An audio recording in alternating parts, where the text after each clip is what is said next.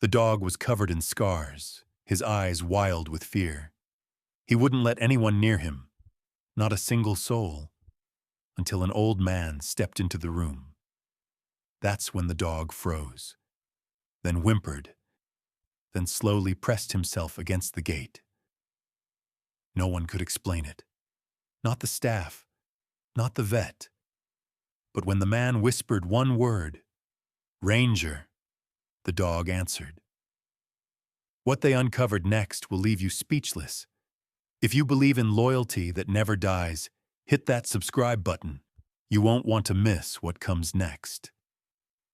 The sun had barely crested the ridge over Silver Pine when Walter Remington tightened his coat against the brisk Colorado wind and stepped onto the quiet street. It was the same walk he'd taken every morning for the past year. Same cracked sidewalk, same leaning lampposts, same faint smell of pine needles that clung to the mountain air, and the same hollow ache that followed him like a shadow. Walt had spent 67 years in this town, most of them among trees and trails as a forest ranger. He had known every bend in the rivers, every howl in the hills, every quiet moment beneath the aspens. But nothing had prepared him for the silence that followed after losing Ranger. Ranger, his German shepherd, his trail partner, his best friend for over a decade, had died just 1 year ago today. Or so Walt believed. The pain hadn't softened with time. If anything, it had settled deeper, like roots in dry ground.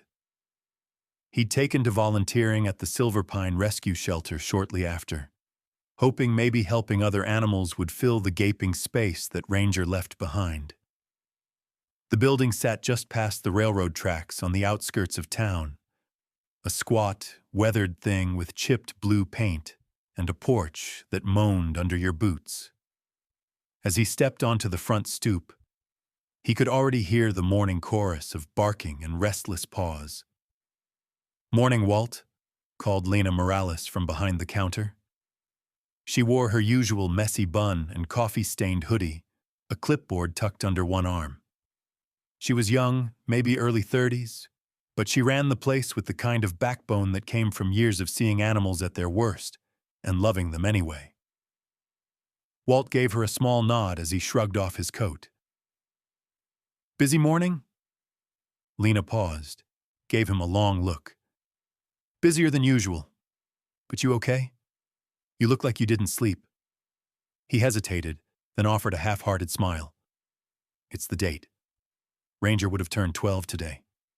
Her eyes softened. "I'm sorry, Walt. He was one of the good ones." "Still is," he murmured. She didn't push it, just handed him a pair of gloves and gestured toward the back. "We had a new intake last night. German shepherd, big one. They brought him in late, said he's been through hell." Walt raised an eyebrow. "Shepherd?" "Yeah, bad shape. Real defensive. Won't let anyone near him. Bit at Jake when he tried to refill the water." Something stirred in Walt's chest. Hope, fear, maybe just old instinct. "Mind if I try?" Lena blinked. "You serious?" "You know me," he said. "I've worked with worse." She hesitated.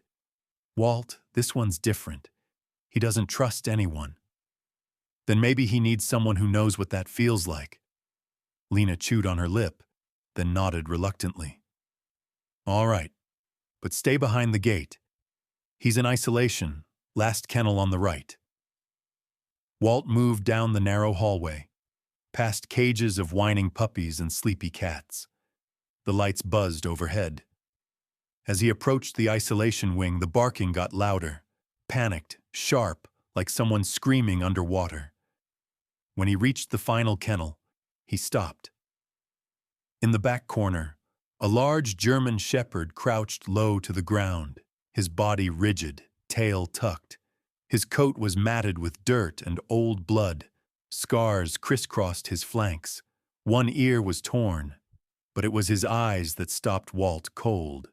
Not wild, not feral, haunted. Walt crouched slowly, careful not to make a sound. Hey there, he said softly. It's all right. No one's gonna hurt you now. The dog didn't move, just stared at him, trembling. Walt kept his voice low, almost a whisper. You remind me of someone I used to know. The shepherd tilted his head, barely. Walt swallowed hard. Ranger? He said, not expecting a response. Is that you, boy? That's when it happened. The dog's ears perked. His body stopped shaking.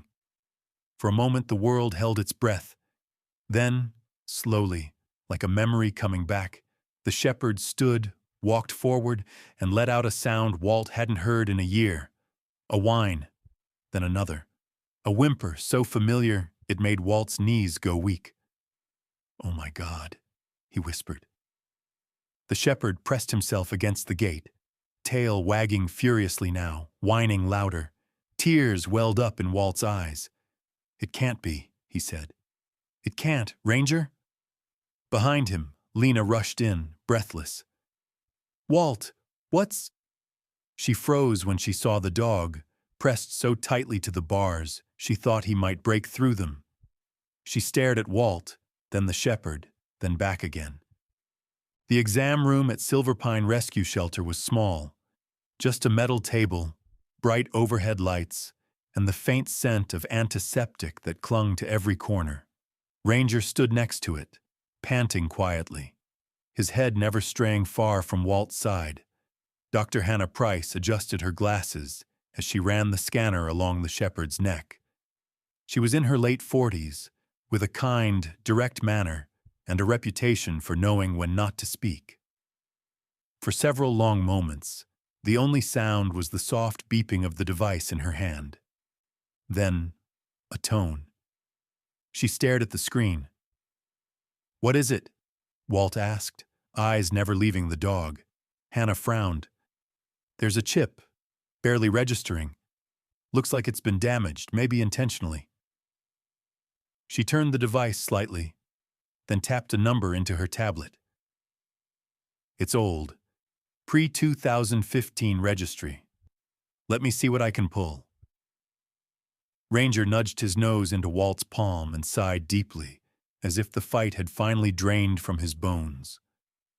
Walt stroked his head slowly, his fingers shaking. Lena stood nearby, arms folded, watching both man and dog like she couldn't quite believe what she was seeing. He hasn't let anyone near him, she murmured, not since he came in. But with you, he's a whole different animal. Walt said nothing. He couldn't. His heart felt like it was being slowly unraveled. A moment later, Hannah looked up. Walter, I think you need to see this. She turned the screen toward him. A registry file appeared. Basic info, grainy photo, a name, Ranger Remington, owner Walter J. Remington. Status, deceased, presumed, unconfirmed. Walt stared at it, lips parting. It's him, Hannah said gently. This is your dog. Walt lowered himself onto the bench, rubbing his hands over his face. How? He whispered. How is this even possible? The room fell silent, except for the gentle thump of Ranger's tail on the linoleum floor. Walk me through it, Hannah said. What happened that day? Walt's jaw tightened. He looked at Ranger, then the floor. 1 year ago we were out walking, early morning, like always. He saw a squirrel, pulled the leash, ran into the road. His voice cracked. There was a car. He got hit. I remember running to him, thinking he was gone. But then, he shook his head. These two people showed up, said they were with County Animal Control, claimed they'd get him help. I was in shock. I let them take him, didn't even get names. And then? Lena asked softly. I started calling every clinic, every shelter, nothing, no records, no one knew anything. It was like he vanished. Hannah crossed her arms. And now, a year later, he shows up here, malnourished, covered in old scars. He's clearly been through hell, Lena added. And we pulled him from a so-called rehab shelter 2 towns over. The place was falling apart. Got shut down last month for mismanagement. Walt stood, slowly, like the weight of the past year was settling in his bones. You think they sold him off? Like property? Could have been a dog-fighting circuit, Hannah muttered grimly. He's got scars to prove it. No, Walt growled, eyes blazing. Not him. He was trained to protect, not destroy. But someone tried to break that, Hannah said. That's clear. Ranger whimpered, leaning into Walt's thigh. Walt knelt, pressing his forehead against the dog's. I'm so sorry, he whispered. I should have fought harder. I should have found you. Lena cleared her throat. We've got a problem, Walt. He turned, slowly. She looked uncomfortable. Technically, by our system, he's still a shelter dog. Legally speaking, until the paperwork clears, don't, Walt cut in, voice low. Don't tell me I can't take him home. I'm not saying that, she said quickly. I just want you to be ready, because Glenn Parsons is on shift tonight. Walt's expression darkened. Glenn? He's already asking questions. Said the dog's valuable, whatever the hell that means. I'm telling you now, he's going to make this difficult. Walt stood tall. Then let him. I've waited a year for this moment. He's coming home with me. As if to emphasize the point, Ranger let out a deep, steady bark. Protective, proud. Lena flinched at the sudden sound, but Walt placed a calming hand on the shepherd's back. Whatever red tape you need me to cut through, I'll do it, Walt said. This isn't just some dog. He's part of me. Hannah nodded, her voice quieter now. I'll help. We'll get documentation, medical records, old photos, anything we can find. We'll prove he's yours. The door creaked open suddenly. Glenn Parsons stood there, clipboard in hand, tie crooked like always, eyes cold and calculating. Well, he said, stepping inside, gaze shifting to Ranger. Looks like someone's got himself a new fan. Walt stepped in front of Ranger, instinctive. Glenn smirked. Relax, Walt. I'm not here to take your mutt. Just here to remind everyone that this shelter runs by policy, paperwork, legalities. He turned to Lena. You didn't authorize that dog to be handled today.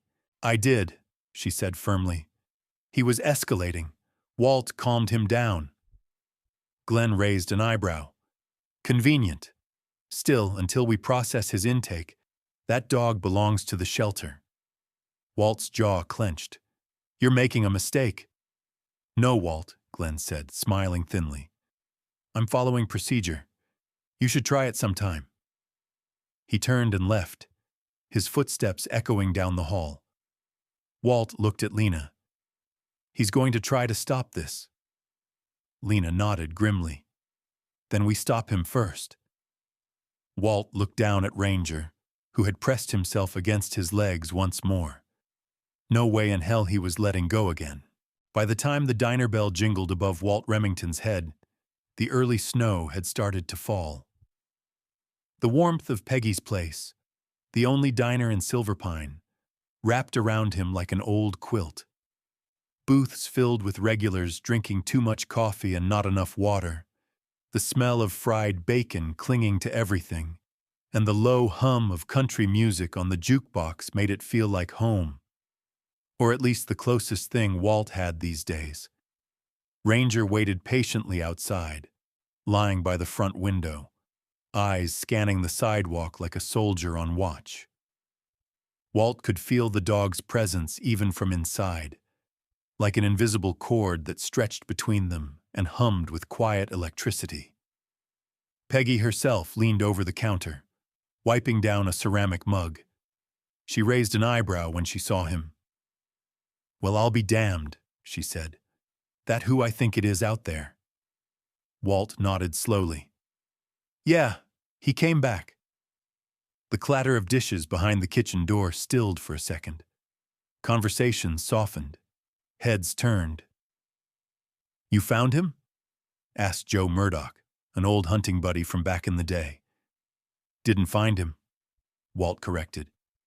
He found me. Peggy poured him a cup of black coffee and slid it across the counter. Start talking. So Walt did. He told them about the shelter, the way Ranger had reacted, the chip, the scars. He left out the part about Glenn Parsons for now, but the weight of it hung in his chest like a rock waiting to drop. When he finished, the room was quiet. Damn, Joe said. I remember that morning. Thought you were going to break in too after the accident. And now... He's been through hell, Walt said. And now they want to keep him locked up like he's a stray. Peggy frowned. That's nonsense. Everyone in this town knew that dog, knew how close you two were. Walt took a sip of coffee. Doesn't matter what people know. Matters what's on paper. The door opened. Cold wind followed Lena Morales as she stepped in, cheeks red from the walk and determination burning in her eyes. You ready? She asked. Walt stood. Let's do it. They started at the county records office, a dusty building with outdated filing systems and a receptionist named Ethel who still typed with 2 fingers. Lena took the lead, flipping through animal control reports from the week of the accident. Walt watched the door. After an hour, she let out a quiet, "Here." She laid a file on the table. Walt leaned over her shoulder. An incident report. Pickup request. 2 names listed, Marcus Dean and Colby Wren, temporary hires for the county's animal control overflow. Walt narrowed his eyes. Those were the guys. That's them. Lena flipped the page. But look, both names are red-flagged, no longer employed. One of them has a note, under investigation for improper rehoming procedures. That could be it. They made a copy and moved on. Their next stop was a small ranch-style house just off the edge of town. Mac Connolly, retired officer, former animal control lead, and according to Lena, a man who remembers everything and trusts no one. Mac opened the door wearing flannel, long underwear, and a scowl. His eyes lit up when he saw Walt. Well, I'll be damned. Ranger? Close enough, Walt said. Need to ask you something. Mac listened as Walt laid it out. When Lena showed him the names from the file, Mac let out a low whistle. I remember those kids, he said. Sloppy as hell. Thought they were running some underground rescue network. But it was all smoke. Dogs went missing under their watch more than once. Why didn't anyone shut it down? Lena asked. Politics, Mac muttered. The county didn't want the heat. They shut the shelter down quietly instead of launching an investigation. I retired the same year. He walked to an old desk and pulled out a yellowing folder. I kept this, just in case. Inside, photos of dogs, notes, statements. Ranger's intake photo was there, taken days after he vanished. Labeled Reassigned Special K-9 Program. No further information. Walt stared at it, fists clenched. I can't believe this. You can use that, Mac said, nodding to the folder. And if you need me to say a few words on record. I owe you, Walt. Lena smiled. We may take you up on that. That night, Lena made a call to an old friend, Jesse Tran, a freelance journalist from Denver with a soft spot for stories that stirred hearts and shook systems. By morning, the local papers had it on their site. The dog who came back. Former forest ranger reunites with lost K-9 companion after year of heartbreak. The story spread fast. Neighbors came knocking. Townsfolk dropped by the shelter with casseroles and handwritten notes. Someone nailed a poster on the general store door that read, "Ranger's Home." It didn't take long for the article to reach Glenn Parsons. When Walt arrived at the shelter 2 days later, Glenn was already waiting with a smug look and a thick manila envelope under one arm. "You're in violation of procedure," he said, holding out a document. "Effective immediately, Ranger remains under shelter custody until this matter is resolved through legal channels. Any unauthorized contact will be considered interference." Walt didn't even blink. "So you're keeping him locked up because—" Glenn's eyes narrowed. "He's valuable, a purebred shepherd with tactical history. He could fetch a price, could be useful." Lena stepped between them. "You're not a breeder, Glenn." "Don't need to be," he said smoothly. "I'm on the board, and I say this dog stays." Walt's voice dropped. "So that's what this is about. Not safety, not policy, profit." Glenn smiled, but it didn't reach his eyes. "Good luck proving that." As he turned and walked away, Walt looked at Lena. "He's not just stonewalling," she said quietly. "He's hiding something." Walt looked back at Ranger, who watched them from behind the kennel bars, tail low, ears alert. "No matter what it takes," Walt whispered. "I'm bringing him home."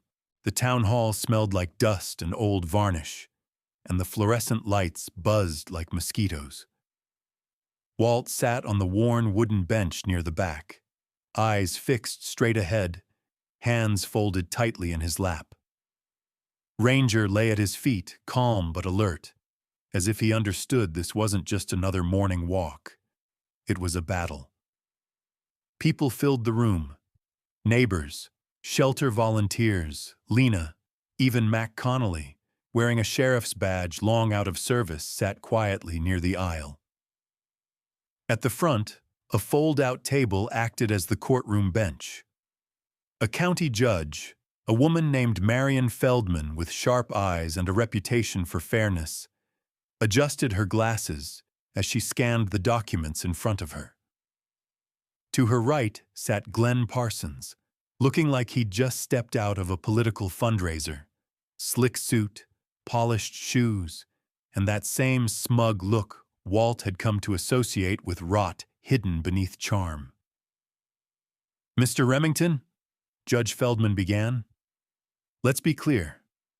According to shelter records, the dog known as Ranger was processed as an unclaimed stray. The microchip data, while suggestive, is inconclusive due to outdated registry. You're asking this court to override shelter custody based on personal testimony and circumstantial evidence." Walt stood, voice steady. "I'm asking this court to look beyond the paperwork. I'm asking you to look at him."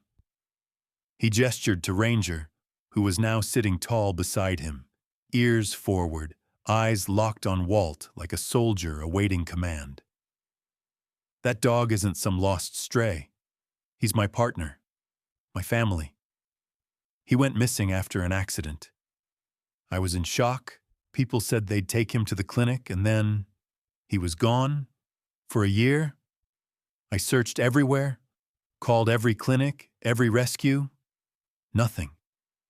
He took a breath. "Until last week, when I found him at the Silver Pine shelter. He remembered me. Responded to commands only I ever gave him. Calmed the second he heard my voice." Glenn scoffed. "It's a German shepherd, Judge, loyal by nature. That behavior isn't exclusive." Walt's eyes narrowed. "You want exclusive? Ask him to sit in Danish." There was a pause. The judge raised an eyebrow. "You trained him in another language? Forest rescue protocol. Foreign commands prevent false triggers." He turned to Ranger and said calmly, "Sette." Ranger sat instantly, eyes still on Walt. A murmur ran through the room. Dr. Hannah Price rose from the audience. "Your Honor, if I may?"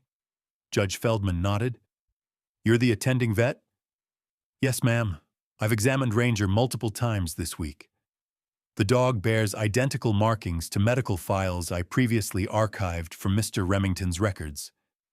Scar across the front left paw from a bear trap. Distinct healed fracture along the rear femur, consistent with the X-rays from 2017. Behavioral trauma symptoms consistent with dogs pulled from abuse networks. She looked at Glenn. If this dog had value to someone before, it wasn't because of pedigree. It was because he survived hell. Glenn stood quickly. That doesn't change his status. Until legal ownership is verified, he belongs to the shelter. And as a board member, I have jurisdiction. Lena stood. Not anymore. She walked to the front, held up a folder. This is a formal ethics complaint, signed by 4 staff members and 2 former volunteers. It outlines Glenn's operation of a for-profit breeding and obedience compound using shelter access to scout high-value animals, including Ranger. Gasps swept the room. The judge held up a hand for silence. Glenn paled. That's hearsay. It's supported by Mac Connolly's deposition, Lena said, and photographic evidence of Glenn's compound with locked kennels and unlicensed sales records. The judge turned to Glenn, eyes sharp. Is there a reason you failed to disclose this conflict of interest? He stammered. I was protecting shelter interests. By exploiting them? She snapped. Step outside, Mr. Parsons. We'll address your status after this hearing. Glenn stood, red-faced, and stormed out. Lena took her seat beside Walt, her hand brushing his shoulder. Judge Feldman looked down at Ranger. Mr. Remington, this court recognizes the overwhelming testimony, medical records, and behavioral evidence. As such, legal custody of the dog known as Ranger is hereby granted to you. Walt exhaled slowly, shoulders sagging as if he'd been carrying a mountain. Ranger barked once, a joyful, clear sound that echoed off the chamber walls like victory. The judge smiled, just faintly. Welcome home, Ranger. Outside, a crowd had gathered. Word had traveled fast. Locals lined the sidewalk, some with their own dogs, others holding signs that read, "Bring Ranger home," and "Justice for Walt." As Walt stepped out, Ranger by his side, the crowd erupted in applause. A few people even cheered. Walt gave a shy nod, overwhelmed. Ranger leaned against his leg, eyes shining. Lena caught up beside him, tears in her eyes. Told you, he was never lost. Just waiting to come back to the right place. Walt looked down at his dog, then out at the town that had stood behind him when it mattered most. Guess we both were. Morning came soft and golden over the peaks of Silverpine. The first rays of sunlight filtered through Walt Remington's kitchen window, casting long shadows across the worn linoleum floor. The smell of coffee drifted through the air, mingling with the low hum of the radio and the quiet breaths of the dog sleeping at his feet. Ranger stirred, stretching his legs out and letting out a deep, satisfied sigh. You sleep okay, buddy? Walt asked softly, crouching beside him. Ranger blinked up at him, ears twitching, tail thumping the floor once in reply. It had been 3 weeks since the court ruling, 3 weeks since Ranger had come home for good. In that time, the quiet rhythm of life had slowly returned. But healing, Walt had learned, didn't come with a ruling. It came with presence. It came with patience. At night, Ranger still woke with a start sometimes, panting and wide-eyed. Walt never said a word. He'd just sit on the floor beside him, hand resting gently on his back, breathing slow until Ranger settled again. One morning, Walt woke to find Ranger curled up on the foot of the bed, something he hadn't done since the old days. Walt didn't move, just lay there in the soft dawn light, feeling the weight of the dog's trust anchor him to the present. Now, standing at the kitchen counter, he poured 2 bowls, one for himself, one for Ranger, and looked out the window toward the hills beyond town. "You know," he said aloud, "we've got more work to do." The idea had come to Walt slowly, like snowmelt. The story of Ranger's return had drawn attention far beyond Silverpine. People from across the state, sometimes farther, had written in, sharing their own losses, asking about the shelter, offering help. Lena had been the first to say it out loud. "Why not do something with it, Walt? Build something, make it matter." So he did. With Lena, Dr. Price, and a dozen volunteers, they launched the Second Leash Project, a community-run program that paired senior shelter dogs with retired veterans and older adults. The goal wasn't just adoption, it was connection. It was healing. It was purpose, for both the people and the dogs. The launch was set for a crisp Sunday in early October. The town park was decked out with folding tables, tents, and banners. Hand-painted signs read, "Adopt Hope" and "Second Leash, Second Life." Kids ran between booths, faces painted like foxes and raccoons, while musicians strummed guitars under a tree near the pond. Walt stood off to the side, watching as families played with rescue dogs, laughing, leaning down, reaching out. Some of the dogs flinched at first. Others leaned in immediately. All of them, Walt thought, had that look, the one Ranger wore when he realized he wasn't alone anymore. Ranger trotted beside him, tail swaying gently, harness clipped on just in case, but Walt knew he wouldn't need it. A boy approached, maybe 9 or 10. He clutched his mom's hand tightly, eyes wide as he looked at the German Shepherd beside Walt. Is he safe?" the boy asked. Walt knelt down. "He's the safest thing you'll meet today. Want to say hi?" The boy hesitated, then nodded. Walt guided him gently, letting Ranger sniff the boy's outstretched hand. Ranger wagged his tail, let out a quiet breath, and nuzzled into the boy's palm. The boy grinned. "He's soft." Walt smiled. "He used to be scared, too. Now he helps people not be." As the sun dipped low, casting the park in amber, Walt took the small stage set up near the fountain. Ranger sat beside him, ever steady. "Thank you all for being here," Walt said into the mic, his voice rough but warm. "When I lost Ranger, I thought that was it. Thought I'd buried 10 years of friendship in one awful morning." He looked down, touched the fur between Ranger's ears. But turns out, sometimes the ones we lose, they're just waiting to find their way back. The crowd stood silent, listening. This project isn't just about rescue. It's about redemption. These dogs, these people, they're not broken. They're just looking for someone who sees them for who they are, not who they were told to be. He looked out over the families, the volunteers, the newcomers waiting in line to meet their match. If you leave here with one thing, let it be this: second chances aren't a luxury. They're a lifeline, and you might be someone's. He stepped down to applause, and Ranger barked once, just once, like a punctuation mark. That night, back at home, the house was quiet again. Walt lit a fire and settled into his chair, the one with the blanket draped across the back. Ranger lay on the rug, his head on his paws, eyes half closed. Walt looked around. It didn't feel empty anymore. It felt lived in again, loved in again. He reached down, scratched behind Ranger's ears. "You did good today, old boy." Ranger let out a sleepy huff. Outside, wind rustled the trees. Inside, everything was still. Sometimes the ones we lose do find their way back, and when they do, they bring more than just memories.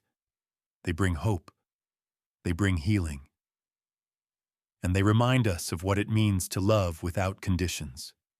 And in that little house in Silver Pine, a man and his dog began the next chapter, not with sadness, but with peace.